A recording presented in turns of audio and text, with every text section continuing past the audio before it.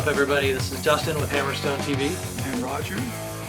Some sad news. The world has found out that Eddie Van Halen has passed, and we decided that we wanted to make a video tribute to him, tell some stories, talk about some experiences that we've had, and just kind of in general honor the legacy of such an amazing musician. Yeah, we have some stories, personal experiences with listening to Van Halen and growing up as kids, looking up to musical idols that we had. And Eddie certainly was one of mine and influenced a whole lot of us, millions of us, not just with his songwriting, advances in guitar building skills. He created a completely different way of playing guitar that hadn't been around since Jimi Hendrix was around. So it's a completely new way of playing, and that opened the doors to a lot of us guitar players, and the songwriting and all the tones that he got out of his guitars and amps and combinations of everything he was going for. And he kept evolving with time also. He didn't get just stuck in time with that one thing he did. He just kept evolving with it too. The use of the Variac as a power soak, some of these things just hadn't been done before. Or power boost, because no one to this day can really claim what exactly that thing was doing. If it was soaking or extracting, because he was dubious. He would give you an answer today and another answer tomorrow. Yep. And so we wanted to just pay our tribute with a little video about our personal experiences with Eddie, and not that we had that many, but just our personal life stories, how Eddie influenced a little bit in shaping up who we are and what we do in music, what we do in the band and HAMMERSTONE and other bands we've been in, and all our musical history has been heavily influenced by Eddie and the band, the whole band. But Eddie passing away at 65 is just, we kind of knew it was coming, because we have had some news about a year ago from someone very close to him that he wasn't doing so good. So we just didn't want to believe it. And then when the news came this week, it was just shocking. I mean, Van Halen was, one of the main reasons why I wanted to become a rock musician. Same here. I got hooked on Van Halen 2. My mom had a 4-track of Van Halen 2 amongst other bands, and for some reason that record just really captured me. Out of Love was like my favorite song off of that record. And ooh, woman out, silly games you play, yeah. Wow, feeling with your trouble stroke me away. I just couldn't stop playing it. So what was your favorite album, you think? My favorite album, I think, unequivocally, Fair Warning. That's just their deepest, darkest, heaviest, most kick-ass, unapologetic record. At least for me, it had Unchained and Mean Streets and, Sunday Afternoon in the Park and Dirty Pictures. I could go on. There's just so many great songs on that record. That combination of Alex and his sense of really good rock, but with a touch of swing involved, you just can't beat it. Yeah, Beat It. It started with Beat It with me. Speaking of Beat It, I was a pop music fan. I was listening to pop radio at the time, and Michael Jackson was big in, coming out with Thriller. I was listening to Queen, started in '81, and I was learning classical guitar at the time. And then when Beat It came out, that was just like, okay, that's like waking up, and it's a completely different world. And you just didn't know what the hell was going on. Like, how is this possible with guitar? This has got to be some type of synthesizer or something that somebody else is doing, what somebody's doing, that makes it sound like a guitar, but it was just too mind-blowing. And the sound, the tone, and the playing. Oh, you instantly knew when you heard that solo from Beat It, like, oh, that's Eddie. Yeah, well, I didn't, because I wasn't familiar until that song. I was like, okay, I need to know what this is, and who the hell that is? Yeah, and then right? So I still listen to Queen and Pink Floyd and Genesis. Yes, I was a prog rock fan, but Van Halen just totally steered me into metal, hard rock, and then into metal, and then into wanting to play guitar in that style. So that shifted everything for me. It made me even move to the States. I could honestly say that change right there made me want to pursue things that were not possible to pursue back home. So I ended up coming here to the U.S. I'm not crediting Eddie, but it was a huge influence on what I wanted to do. I didn't want to go to school anymore. I was just, I was done with college, and I'm like, I can't be a teacher. I'm too hot for teacher. But yeah, I mean, my first drum set was Ludwig because Alex played Ludwig, and I had an opportunity to buy an old Ludwig kit. And That was Eddie's middle name. I think that was his middle name, Edward Ludwig Van Halen. Wasn't it? No, Could be wrong on that. Don't quote me. I I could be no right. idea. We'll check. If Is you know Ludwig it, Dutch? Because they were Dutch and Indonesian. well, there could be anything. That name could come from anywhere in Europe. Yeah. Leave in the comments if I'm completely out of my mind, because I could be, as usual. But let us know. Let us know, if what the truth is behind all of this that we're saying. Just totally disputable. So tell me a story, an Eddie story. Got a couple. Because I was into Queen, I was always paying attention to Brian May, the guitar player. And Brian May released an album, a 3-song album with Eddie Van Halen. It's the two of them, and a bass player and a drummer and a keyboard player. It's a full single that Brian produced and sang backup vocals. He did a whole production on it. And Eddie plays guitar on it too. It's called Starfleet. And it was, I'll put the link below so you can check it out. It was Brian May project. So the name of the record is Brian May and Friends, Friends. Brian May plus Friends. And Friends was Eddie Van Halen. And I'm going to post a photo of the Friends. inside. Good friends to have. So there's a photo, when you open the album, there's a photo of the two guitars, those two iconic guitars side by side in the album, inside of the inside photo of the album itself. And so the other two songs are basically two long-ass blues songs. One of them is just instrumental. It's like 13-minute long. In one of the songs, Eddie breaks a string and continues to play. And the two of them are riffing. And just, taking the leads and alternating the leads. It's insane. It's really amazing blues lead guitar playing. And I used to take lessons from a jazz guitarist at the time, and I brought it to him so he could teach me some of the licks.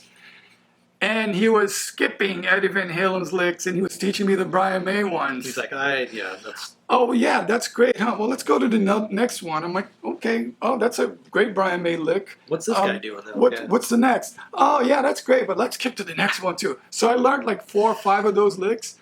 All the Eddie Van Halen licks I wanted to learn, I still to this day can't play Eruption or any of his licks. Yeah. And Eddie was a huge influence on Doug in our band too. Doug played some of Eddie's leads and some of the riffs. Loves Eddie's riffs. And it influenced all of us in HAMMERSTONE and in the other bands we've been in. Our lives have been touched by the dude's artistry and musicianship and innovation and talent on the guitar and on the songwriting, on the keyboards too. Like, come on. This guy plays everything too, except keyboards. Except keyboards, yeah. Yeah, so he was better than you. So. Yeah, definitely. I have a couple of stories. One goes back to high school. Not necessarily an Eddie story per se. I mean, I had received some tickets through Aaron Hagar, who I went to high school with, and backstage passes, tickets to go see Van Halen at the Cow Palace near San Francisco. Middle of the week, junior year in high school, parents were like, not going to happen. Needless to say, Mom, still a little bitter about that, but love you.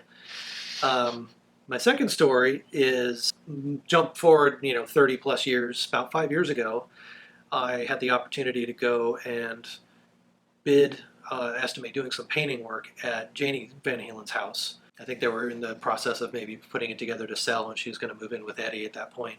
And so I went and met with Janie and was walking around, and I had to go into the master bedroom because I needed to measure that off and come up with a price for that. And, so I said, hey, Miss Van Halen, is it cool if I go in here? And she's like, yeah, don't worry, just go ahead and, Ed's in there. And I, of course, was like, what the fuck? Who's in there? So I walk in. Of course, there's Eddie Van Halen, chilling out, sitting on the bed, watching TV, and I just go, hey man, how you doing? And I just mind my business and measuring shit and trying to be super professional and not inject myself into his day or anything like that. And so I get done measuring, and I turn around and I look at the television and I realize Eddie Van Halen is watching Ed TV. And it just kind of struck me as funny. And so I said to him, I go, so wow, Eddie Van Halen is watching Ed TV. And he kind of looked at me and he kind of smiled and he chuckled and he was like, yeah, And I was too much, I like to this day, I still regret not kind of having Striking the balls. conversation. Yeah, having the balls to like strike up a conversation. What would you say, man? I mean, dude. No, like I'm not worthy. Say the like, word, dude. Yeah, dude. And make all Dude. expressions on earth like, Dude. or dude. Dude. Right? Yeah. One word would have said it all. I could have just been like, dude, and Or, dude. Yeah, I mean, there's any number of things I could have done. I could have fucking jumped in bed with him and taken a selfie. I mean, I wish I would have done. Eddie's raping me. Yeah, really. Lawsuit. Yeah, really. He's hitting me, as I'm like, trying to get a selfie with him. Yeah, but that's. I mean, you met the monster inside the cave. yeah, and he was. I mean, we didn't really exchange many words, but he just seemed like a really cool, sweet guy. He was just kind of like, hey man, do what you got to do, no problem. Just it was kind of a cool moment, to share with somebody that I had idolized for so long. And I got another story by proxy. It was my old roommate that ran into Eddie at a Ralph's, or used to be called Hughes supermarket. I think that's what it used to be called. I'm not sure. Back in 1991, late 91, 92, and Eddie was being kind of circled by some giggling girls, and it was late at night, like midnight or something. Eddie being circled by giggling girls? No. And he was wearing shorts and cut off flannels, according to my friend who told me that story. And he walked up to my friend and said, dude, can you give me a ride home? I just live right up the road here. And my roommate was like, oh, okay, it's Eddie Van Halen, what the hell? Oh, I'm still shopping. Well, finish what you're doing. Then they got in the car, and my friend then drove him to his place. I might have had a beer in the car. And then Eddie gave him a tip and said, please don't tell anybody.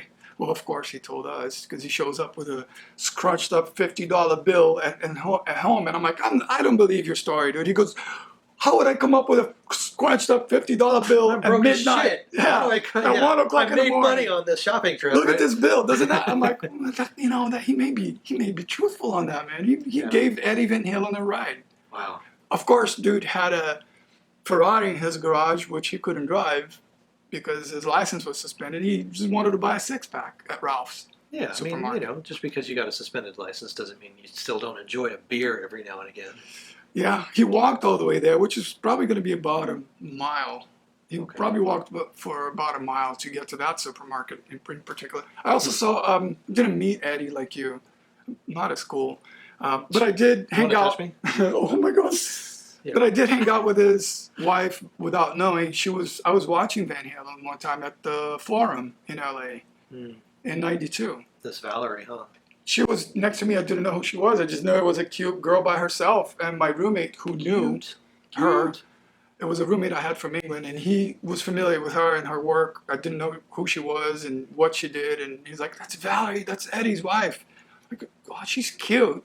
Yeah. Eventually she left before the concert was over.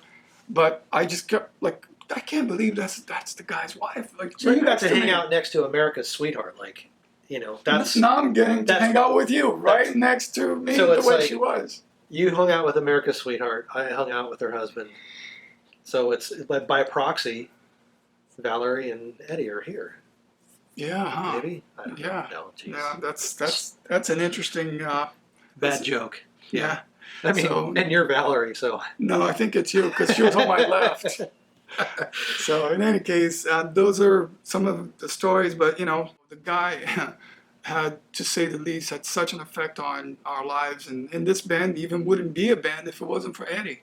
We wouldn't have come together as musicians if it wasn't for the influence that Eddie had on us. And or if we did, it would have been a completely different flavor. But yeah, I mean, I can't even imagine, not having heard Van Halen or experienced Van Halen growing up. It was just Van Halen was like it for me for years. Loved Van Halen through the Sammy years. Like I didn't necessarily have a preference. I thought maybe, the David Lee Roth stuff had a little bit more kind of fuck you edge to it, whereas the Sammy stuff was a little bit more melodic and more, like real Crafted.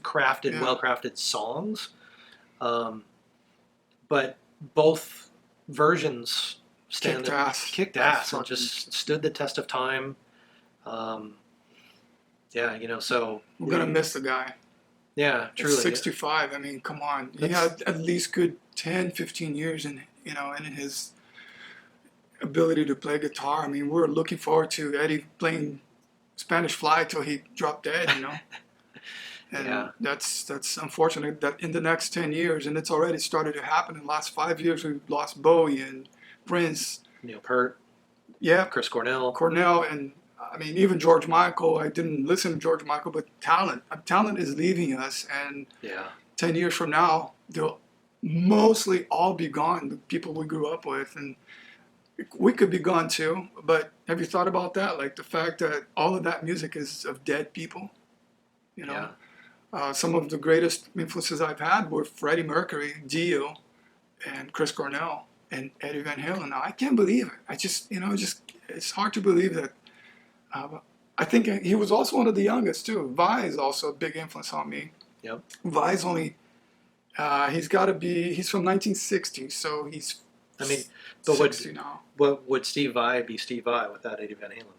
Yeah, he would, but there was. I think he would still be an awesome guitar player, but there's that feel, that technique, trailblazed by Eddie. A lot of us. If somebody else would have done it, it would have been totally different. Like it came out the way it was supposed to, and Eddie was chosen by the universe to be that guy who just catapulted everybody into this direction right here. Yeah. As opposed to maybe bebop or straight ahead or some blues. Blues has been around. Maybe it might have been just jazz, but it wasn't. It was rock guitar. After Hendrix came in and blew the lid off everything. I mean, the entire '80s, like that whole genre of music, everybody was doing what Eddie did on guitar. Everybody, every band had a guitar player that had to incorporate some sort of fret tapping or swept arpeggios, super use of fast, harmonics, lightning, super clean playing, dive bombs. Everybody had a whammy bar. It's like, pretty much invented that thing, designed that thing out of the, whatever Floyd Rose thing. I mean, there were no Floyd Rose before Eddie, as far as I know. Yeah, I think he was had the a one hand in designing it, right? Yeah, I think he had a hand in designing it so that when you did a dive bomb or stretched it, it didn't go out of tune. Mm-hmm. So there was something about the way, because I think I remember an interview where he was like, I'd be messing around with these things, and every time I do a dive bomb, the damn guitar would go out of tune. So he had like a way of locking the strings down so that they would stay in tune, right? There's a lot of stories too, and please tell us, if we're wrong about something, if we were just making stuff up that we think we heard, but it's inaccurate. The just mythology of Eddie Van Halen, perpetuating something that we heard, just correct us if you'd like, and tell us your experience experiencing Van Halen and the passing. Tell us your favorite Van Halen songs, your favorite Van Halen records. If you have a moment that you'd like to express and have it remember and review. Please, please put it in the comments down below. It'd be nice to hear. We want to thank you for coming along on this tribute to Eddie Van Halen. Rest in peace, man. We love you. We miss you. We're gonna miss seeing more music from you in the future. Way too soon. Way too soon. We love everything you did. And we want to thank everyone for coming along with us on this little journey here, this remembrance of Eddie Van Halen. If you'd be so kind, remember to Hammerstone that like button. We'll have some other tributes before people pass, hopefully, you know. Like Yeah. we're going to talk about some of our influences too, of the ones who are gone and the ones who are still here, hopefully, you know, in a more positive light because they're still here. There's a lot of them still here, so, but they're starting to go. I think it's time that we give props and, you know, like to, you know, put out the stories that made us who we are. And so here we are, playing music recycled from what we heard in our lives, and we heard a lot of Van Halen, that's for sure. A lot of Van Halen.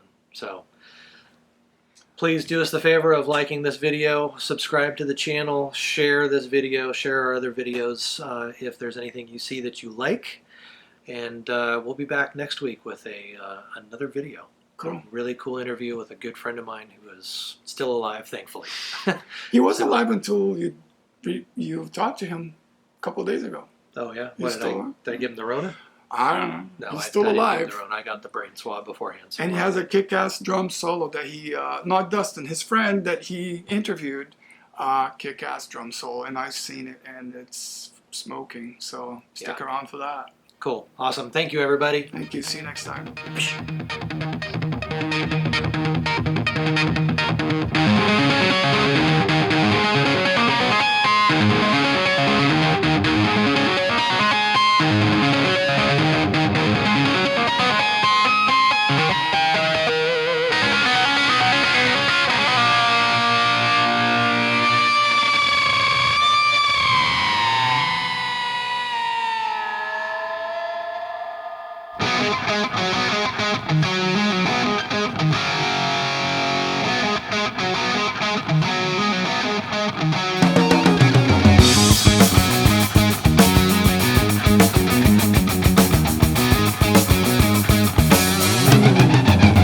At night I walk this stinking street past the crazies on my block, and I see the same old faces and I hear that same old